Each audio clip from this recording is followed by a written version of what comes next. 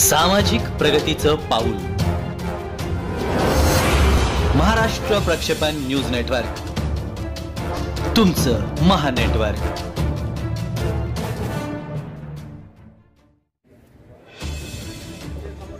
आमची चळवळ राजकीय नाही, कोणत्याही पक्षाचा त्याच्याशी संबंध नाही.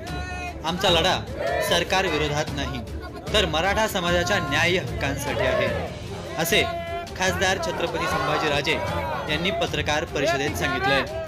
औरंगाबाद पुणे महामार्गावरील कायगाव टोका येथील गोदावरी पुलावर शनिवारी संध्याकाळी हुतात्मा काकासाहेब शिंदे यांना अभिवादन करण्यासाठी ते आले होते. या प्रसंगी पत्रकार परिषदेच्या अगोदर हुतात्मा काकासाहेब शिंदे यांच्या पुतळ्यास पुष्पहार अर्पण करून त्यांनी अभिवादन सुद्धा केलंय.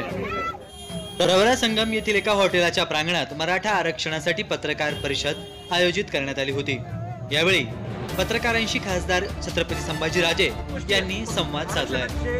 आपलं आरक्षण उडवलेलं आहे, आपल्याला सामाजिक मागास आता राहिलो नाही. आपण फॉरवर्ड क्लास म्हणजे उच्च वर्णीय झालोय.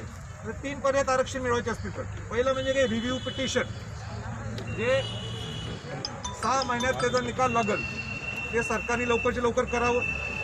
आता रिव्ह्यू पिटिशन 99% ते उडतेच, पण ते उडलं तर दुसरा मार्ग काय, तर क्युरिटी पिटिशन. आता क्युरिटी पिटिशन मी सांगितलं होतं, पण भोसले अहवाल जी समिती स्थापन झाली होती त्यांनी सांगितलं क्युरिटी पिटिशनची काय गरज नाही. मग तर राहिला एकच पर्याय. तो पर्याय कुठला, की 338(ब)च्या माध्यमातून तुम्ही एक आयोग स्थापन करू शकता. आयोग स्थापन झाले की तो राजकीय घराण्याशी माझी जिव्हाळ्याचे संबंध आहेत.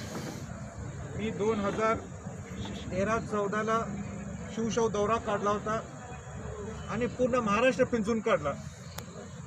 आणि त्यावेळी अविनाश शिंदे हा माझा त्यावेळीचा कार्यकर्ता आहे. त्यावेळीपासून तो शिवशाहू दौऱ्यात होता. आणि म्हणून